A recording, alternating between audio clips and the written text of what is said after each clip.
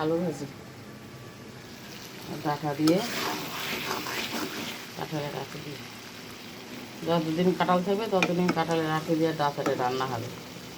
ডাঁটা অনেক মিষ্টি, কাঁঠালের আটি যেমন মিষ্টি ডাঁটাও সেমন মিষ্টি।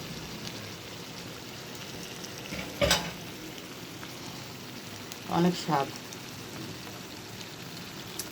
এই ডাঁটাটা আমাদের এখানেই পাওয়া যায়, কোথাও তো পাওয়া যায় জানি না, হয়তো পাওয়া যাইতে পারে, কিন্তু ডাঁটাটা আমাদের কালারটাও সাদা।